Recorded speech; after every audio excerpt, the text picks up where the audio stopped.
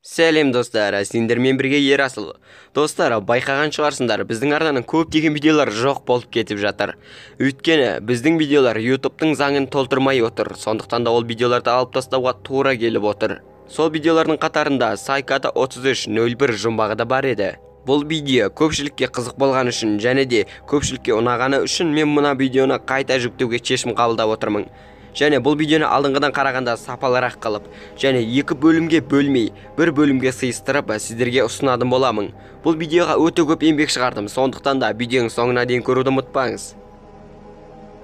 Үлкен компаниялар, орталықтар, ұйымдар өздеріне керекті жұмысшы табу үшін халыққа жұмбақ таратып, соны шеше алған адамды жұмысқа алып, өзіне керекті адамды табатын жағдай өте көп кездеседі. Бұл ең тиімді әдістердің бірі. Бұл әдіс екінші дүниелік соғыстан кейін өте көп таралды. Мысалы, Google компаниясы 2004 жылы жарнама тақталарына жұмбақтарды жазып, өздеріне жұмысшылар алған еді. Және 2013 жылы Ұлыбританияның жасанды сана орталығы "Сіз бұны таба аласыз ба?" деген жұмбақ таратып, сол арқылы өзіне керекті адамдарды тапқан еді. Бірақ бүгін біз айтатын жұмбақ әлемдегі ең күрделі құпия жұмбақ еді. Ол Сайкада 3301 жұмбағы. Бүгін мен сіздерге Сайкада 3301 жұмбағын таныстыратын боламын. Видеодағы әр сөзді назар қойып тыңдаңыздар. Бұл видео өте күрделі. Міндетті түрде видеоның соңына дейін көруді ұмытпаңыз. Дайын болсаңыздар, видеоны бастайық.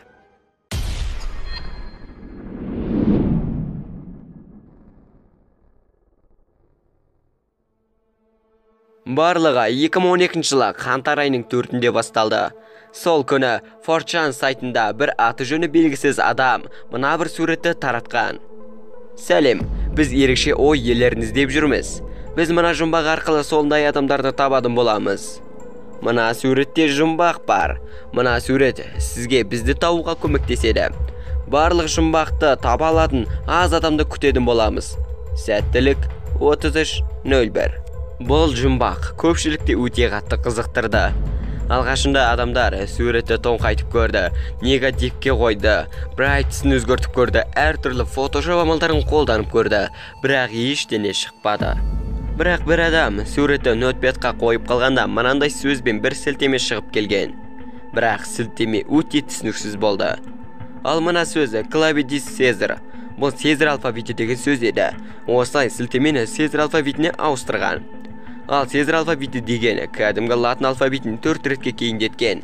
Яғни алдыңғы 4 әріпті соңына қойып қойған деген сөз. Ал осылай сілтемені ауыстырып қалғанда сілтеме түсінікті болып кеткен. Ал сол сілтемені интернеттен іздеткенде бір сурет шығып келген.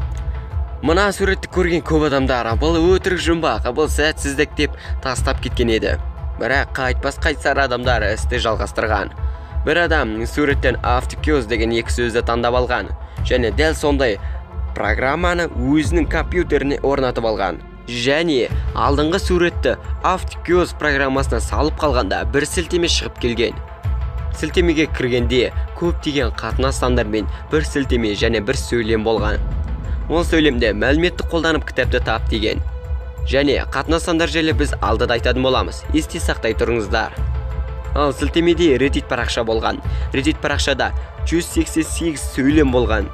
Және бір код болған. Ал парақшаның үстіне қарасақ ежелгі майя сандары.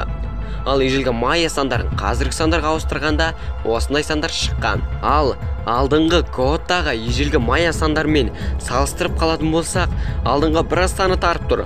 Ал қалған сәйкеспей артық қалған әріппен сандарды әріп ретімен санға ауыстырғанда бізде осындай ұзын бір код пайда болды. Ал бұл кодты есте сақтай тұрайық. Ал енді Reddit парақшаға оралайық. 188 түсініксіз сөйлемнің 121 мен 186 сөйлемдерінде problems, welcome деген екі түсінікті сөз болған. Сол екі сөздің артында екі сурет болған. Сол екі суретті алдыңғы автокиоз программасына оқытып қалғанда мынандай месседж шығып келген. Осыдан бастап біз барлық кодты мына кодпен жазамыз деп бір кодты қалдырып қойған. Және бастысы шыдамды болыңыз деп сәттілік деп қойыпты. Ал екінші суретте Жұмбақтың жауабы үнемі сіздің көз алдыңызда болған. Жұмбақты қалпынан қиындата бермеңіз. Сәттілік. Ал осылай жұмбақ шешушілері бірінші код арқылы екінші кодты жасап алған. Бірінші код санын алфавит әріптерінің сан ретімен әріпке айналдырған. Осылай бізде екінші код пайда болды. Бұны есте сақтай тұрамыз. Бұл кейінірек керек болады. Ал енді алдыңғы Reddit парақшадағы түсініксіз сөйлемдерге оралайық. Біздің бірінші кодпен әріптің кодта тұрған сан ретімен әріптерді ауыстырғанда, сонда бізде мынандай түсінікті сөздер шыққан. Иә, достар, түсініп отырмын. Сәл түсінуге қиындау нәрсе. Дегенмен де мен жалпақ тілмен сіздерге түсіндіруге тырысайын. Назар қойып тыңдап қалыңыздар. Бұл жай ғана мысал, достар. Алфавит міне тұр, алфавит ретімен тұр. Және құпия код тұр бізде. Және түсініксіз сөйлем тұр. Бұны қалай шешеміз? Құпия кодта 2 деп тұратын болса, түсініксіз сөйлемнің алғашқы әріпі ей. Демек, ейден кейінгі 2 әріп деген сөз. Осылайша осы ретпен шешеміз. Мысалға 3 деп тұр.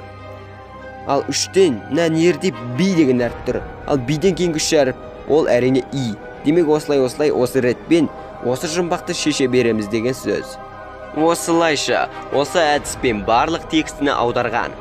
Сіздер екінші кодты не үшін керек десеңіздер, бұл код текстіні дұрыс аударылғанын тексеру үшін керек. Бұл кодты жоғарыдан төменге қарай текстің алдына қоятын болсақ, текстің алдыңғы әріптерімен сәйкесіп тұр. Демек, бұл дұрыс аударылған. Ал алдыңғы Reddit парақшадан бұрынғы сілтемедегі қатынастандар сіздердің естеріңізде ма? Енді соны қолданамыз. Біріншісі қатар, екіншісі рет. Осы әдіспен жаңа ғана тапқан текстіден кодты табатын боламыз. Осылай іріктелген әріптерден мынандай месседж шыққан. Бізге қоңырау шал. 2 1 4 3 9 0 9 6 0 8. Ал осы нөмірге қоңырау шалғанда не болатынын көрейік, шалып көрейік. Very good. You have done well. There are 3 prime numbers associated with the original final.jpg image. 3301 is one of them. You will have to find the other 2. Multiply all 3 of these numbers together and add a .com on the end to find the next step. Good luck. Goodbye.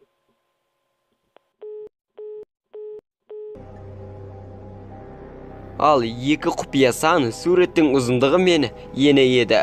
Ал осы 3 санды бір-біріне көбейтіп, шыққан санға .com деп сол сайтқа кіргенде күту уақыты шығып келген. Бұл алдыңғы месседждегі шыдамды болыңыз дегенді көрсетіп тұрғандай. Ал уақыт біткенше күткеннен кейін координат мекенжайлар шығып келген. Ол қай жерлерді көрсетті дегенде, біреуі Польша, біреуі Франция, ақш, оңтүстік Корея, сол секілді барлығы 14 мекенжайды көрсеткен. Және сол жерлерде 4 QR код болған. QR кодтың екеуін оқытып қалғанда 2 сурет шығып келген. Екеуінде де Сайкаданың логотипі мен барлық жерде деген жазу болған. Ал қалған 2 QR кодты оқытып қалғанда бір өлең шығып келген. Ол өлең Агриппа деген өлеңнің бір бөлігі болып шыққан. Алдыңғы әдіспен қатынасан арқылы құпия кодты тапқан. Сонда бір сілтеме шығып келген. Бірақ бұл жай сілтеме болмады. Бұл Dark Web'тің сілтемесі болды. Осылай, осы сілтемені Tor браузерді іздетіп қалғанда бір сурет шығып келген. Құттықтаймыз, жаңа email адрес ашыңыз, және мынаны орнатып алыңыз. Қауіпсіздік үшін Tor серверін қолданыңыз. Біз сіздерге мында келіп түскен ретпен хабарласатын боламыз. Мейл алғаннан кейін, сондағы санда мына сілтеменің артына жалғап, мына сайтқа кіріңіз деген.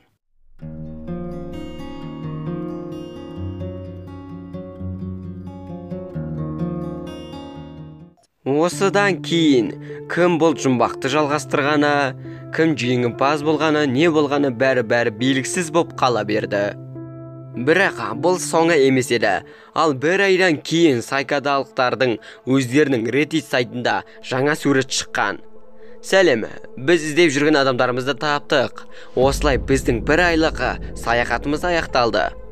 Сіздердің не шығарғандарыңыз үшін көп рахмет. Жұмбақты шешіп үлгермеген немесе мейл алмаған болсаңыз, өкінбеңіз. Келесі жолы тағы мүмкіндіктер шығатын болады. Баршаңызға көп рахмет. Бірақ басты сұрақтар жауапсыз қалды. Бұның артында кім тұр? Не үшін оларға осындай ақылды адамдар керек болды? Жұмбақты шешкен адамдарға не орын алды? Олар қайда қазір? Бірақ бұның бәрі соңы емес еді. Дәл бір жылдан кейін 4chan'да тағы бір сурет пайда болған. Бұл да алдыңғы жұмбақтармен бірдей болған.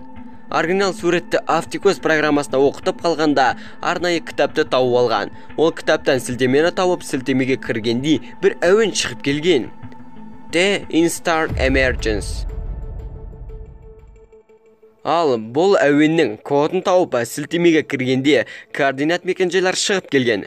Бірақ осы жолы алдыңғыда мүлдем бөлек мекенжайлар шыққан. Осылай Сайкада 3301 тағы да жоқ болып кетті. Бірақ 2014 жылы Сайкаданың жұмбақтарының 3-ші кезеңі басталды. Әрине, алғашқы суретті Автикос программасына салып қаламыз. Кітапты тауып, кітаптан сілтемені тауып, сілтемеге кіргенде бір түсініксіз кітап шығып келген. Кітап атауы Liber Primus. Латын тілінен аударатын болсақ First Book, яғни алғашқы кітап. Көбісі бұл кітапты сайкадалықтардың өздерінің жазған кітабы деп сенеді. Өйткені бұл кітапта өте терең ойлар мен философиялық идеялар болған. Және кітаптың бір бетінен кодты шешкенде бір әуеннің сілтемесі шығып келген. Ол Interconnectedness деген әуен. Ал бұл әуенді тыңдап көріңіздер.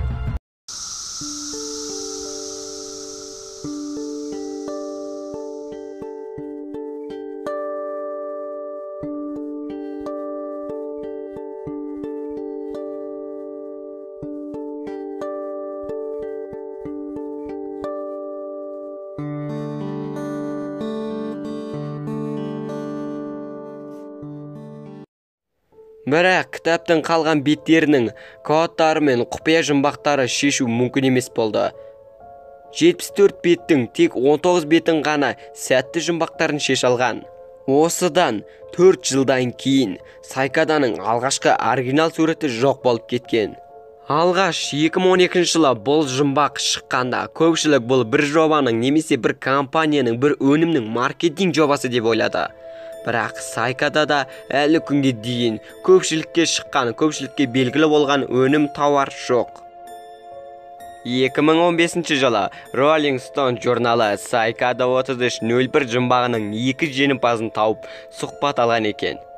2 жеңімпаздың айтуы бойынша, жұмбақты шешкеннен кейін Сайкада ұйымы өздеріне Dark Web арқылы хабарласқан. Және олар өздерін былай таныстырған. Алғаш әлемнің түкпірінен мықты хакер достары бір мақсатқа бірігіп ұйым құрған екен. Ал олардың мақсаты интернеттің қауіпсіздігін жоғары дәрежеге көтеріп, интернет қолданушылардың еркіндігін орнату. Жұмбақты шешкендердің айтуы бойынша, әлемде жұмбақты 5 адам ғана шешкен екен. Олардың бірі Nox Populi деген ютубер. Nox Populi өзінің жұмбақ шешу барысын үнемі YouTube арнасына салып отырған екен, бірақ әрмен қарай оны алып тастаған. Бірақ ол көптеген жұмбақ шешкен әдістерін айтып отырады. Оның арнасын сипаттамаға қалдырып кететін боламын. Қарап көріңіздер, қандай арна, сіз де мүмкін осы жұмбақты шеше алатын шығарсыз. Бірақ жауабы жоқ сұрақтар өте көп болып тұр. Қазір Сайкада қайда? Олар қазір не істеп жатыр?